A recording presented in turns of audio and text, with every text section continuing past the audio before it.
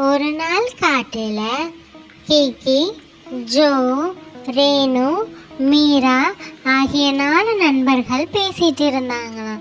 அப்போ மீரா சொன்னாலாம், ஒவ்வொரு மாசமும் நம்ம குரூப்போட தலைவர் யாருன்னு தேர்ந்தெடுக்க ஒரு போட்டி வச்சு அதில் ஒருத்தங்களை தேர்ந்தெடுத்து அவங்க தான் அந்த மாதத்தோட தலைவர்னு அறிவிப்போம். அதே மாதிரி தான் இந்த மாதமும் பண்ண போகிறோம்.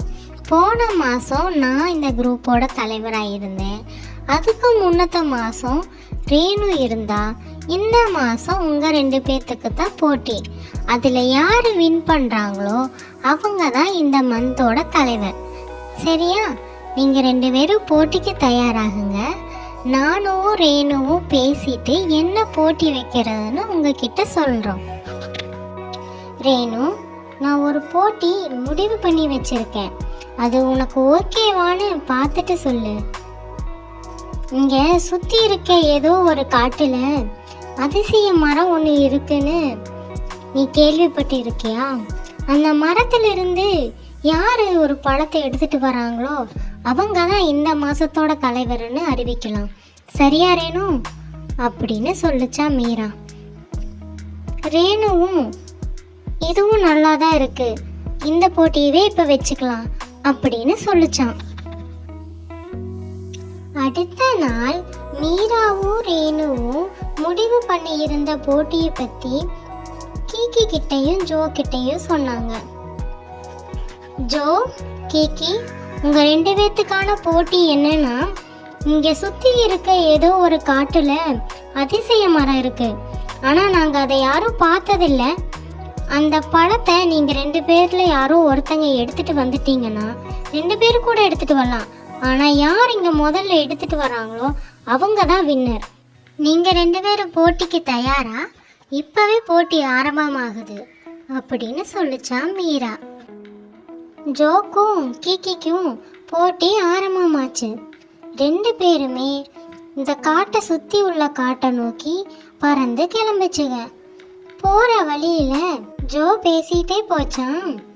இந்த காட்டில் இருக்க மரங்கள் எல்லாம் பார்த்தா மந்திர மரங்கள் மாதிரி தெரியல. எனக்கு என்னமோ இந்த காட்டில் அது இல்லைன்னு தான் தோணுது.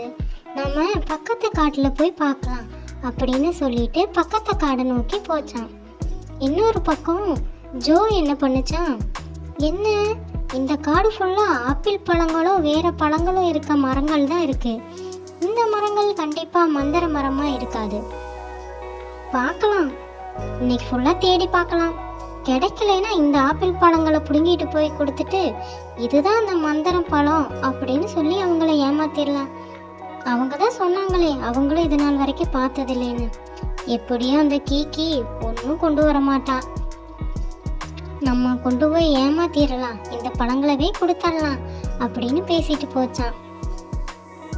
ஒவ்வொரு காடா 2 பேருமே தேடிட்டு இருந்தாங்க. யாருக்குமே அந்த மந்திர மரம் இருந்த இடம் தெரியல.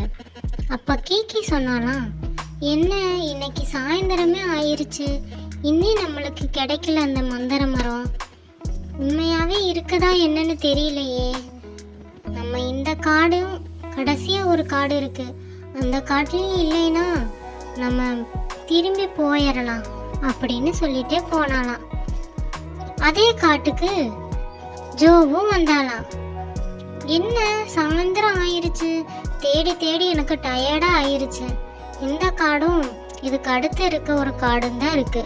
பேசாம வர்ற வழியில இருந்து ஆப்பிள் பழங்களவே கொண்டு போய் கொடுத்துடலாம், அதை கொடுத்தாலே அவங்க நம்பிடுவாங்க அப்படின்னு சொல்லிட்டு அந்த ஆப்பிள் பழங்களை எடுத்துட்டு திரும்ப கிளம்பிடுச்சான். ஆனா கீகி விடாமுயற்சியோட அந்த மந்திர மரத்தை தேடி அலைஞ்சிட்டு இருந்துச்சான். போற வழியில ஒரு மரம் மட்டும் தனியா பலன்னு மின்னுட்டு இருந்ததை பார்த்துதான். இது என்ன மரம்? ஒருவேளை இதுதான் மந்திர மரமா இருக்குமோ அப்படின்னு இறங்கி அந்த மரத்தை போய் பார்த்துச்சான். பார்த்தா அதுதான் அந்த மந்திர மரம். மரமே, எனக்கு ஒரு பழம் வேணும். எனக்கும் என் நண்பர்களுக்கு இடையே ஒரு போட்டி. உன்கிட்ட இருந்து யாரு முதல்ல அந்த பழத்தை எடுத்துட்டு போறாங்களோ அவங்க தான் எங்க குரூப்போட தலைவர்னு அறிவிப்பாங்க. எனக்காக நீ ஒரு பழம் தரையா அப்படின்னு கேட்டுச்சான்.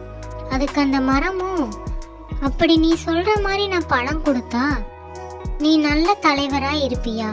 எனக்காக எதுவும் செய்ய வேணாம், உன்னை நம்புற நண்பர்களுக்காக நீ கண்டிப்பா உதவி செய்வியா அப்படின்னு கேட்டுச்சான்.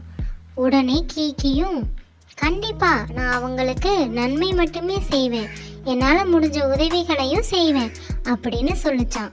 அதுக்கு அந்த மரமும், குருவியே, என்னிடம் பேசுறவங்க உண்மையை பேசுறாங்களா இல்லை பொய் பேசுறாங்களான்னு கண்டுபிடிக்கிற சக்தி என்கிட்ட இருக்கு. என்கிட்ட பொய் பேசுறவங்களுக்கு என்னால பணம் கொடுக்க முடியாது, அப்பேற்பட்ட சாபம் எனக்கு இருக்கு. ஆனா நீ என்கிட்ட உண்மையை பேசியிருக்க, அதை என்னால கண்டுபிடிக்க முடிஞ்சது. நீ தலைவன் ஆனேனா கண்டிப்பா உன்னோட நண்பர்களுக்கு நன்மை நடக்கும்னு தெரியுது. கண்டிப்பா நான் உனக்காக ஒரு பழம் கொடுக்கறேன், வெற்றி பெற வாழ்த்துக்கள் அப்படின்னு சொல்லிட்டு ஒரு பழத்தை கொடுத்துச்சான்.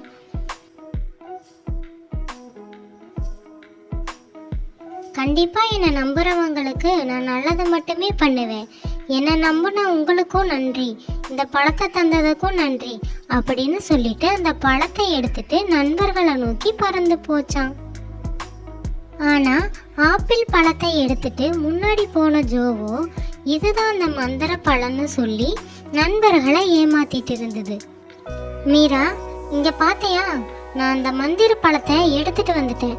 நான் எவ்வளோ கஷ்டப்பட்டு எத்தனை காடுகள் தாண்டி அதை எடுத்துட்டு வந்தேன்னு தெரியுமா? நான் தான் முதல்ல வந்திருக்கேன், அப்போ நான் தான் இந்த மாசத்தோட தலைவன் அப்படித்தானே அப்படின்னு கேட்டுச்சான். அதுக்கு மீராவோ, ஜோ, நாங்கள் அந்த மந்திர மரத்தை பார்த்ததில்லைங்கிறக்காக எங்களை ஏமாத்திரலான்னு நீ நினச்சி வந்திருப்பேன். ஆனால் அந்த மந்திர மரத்தை பற்றின தகவல் எனக்கு தெரியும். அந்த மரத்தில் இருக்க பழம் மின்னுன்னு நான் கேள்விப்பட்டிருக்கேன். ஆனால் இந்த பழமும் மின்னலை, இது சாதாரண ஆப்பிள் பழம் மாதிரி இருக்கு. என்னை ஏமாத்தலான்னு நீ நினச்சின்னா நீ தான் ஜோ ஏமாறுவ அப்படின்னு சொல்லிச்சான். ஜோவோட மூஞ்சி வாடி போயிருச்சான். அதுக்கப்புறம் வந்த கீக்கியோ அந்த உண்மையான மந்திர பழத்தை எடுத்துட்டு வந்துட்டு, மீரா, இதுதான் நீ சொன்ன அந்த மந்திர பழம். நீ சொன்ன 5 காடுகளில் கடைசியா இருக்க 5வது காட்டுல தனிமையில இருக்க ஒரு மரம் தான் அந்த மந்திர மரம். அதை நான் கண்டுபிடிச்சு போகவே சாயந்தரம் ஆயிருச்சு அப்படின்னு சொல்லிட்டு அந்த பழத்தை கொடுத்துச்சான். மீராவோ, கீக்கி, நீ கடினமா இந்த பழத்துக்காக உழைச்சிருக்கேன்னு தெரியுது. பல காடுகள் கடந்து போய் எடுத்துட்டு வந்திருக்க. ஆனா இதுதான் உண்மையான பழம். உண்மையான பழம் மின்னுன்னு கேள்விப்பட்டிருக்கேன், அதே மாதிரி இந்த பழமும் மின்னுது. கீக்கி, இந்த மாத தலைவரா நீ தான் நியமிக்கப்பட்டிருக்க. வாழ்த்துக்கள் கீக்கி, உண்மையா இருந்து இந்த போட்டியில நீ ஜெயிச்சிட்ட. ஏமாத்தணும்னு நினைச்சா ஜோ மாதிரி ஏமாந்து தான் நிக்கணும் அப்படின்னு சொல்லிச்சான். ஜோ தான் ஏமாத்தினதுக்காக அதை நினைச்சு வருத்தப்பட்டுச்சான். தலைவரான கீக்கியோ நண்பர்களுக்காக நிறைய நன்மைகளை செய்ய ஆரம்பிச்சதான். இந்த வீடியோவை ஃபுல்லா பார்த்ததற்காக நன்றி. இந்த கதை எப்படி இருந்துச்சுன்னு மறக்காம கமெண்ட் பண்ணுங்க. இந்த கதை உங்களுக்கு பிடிச்சிருந்துச்சுன்னா லைக் பண்ணிட்டு உங்க ஃப்ரெண்ட்ஸுக்கும் ஷேர் பண்ணி விடுங்க. மறக்காம நம்ம சேனலை சப்ஸ்கிரைப் பண்ணுங்க.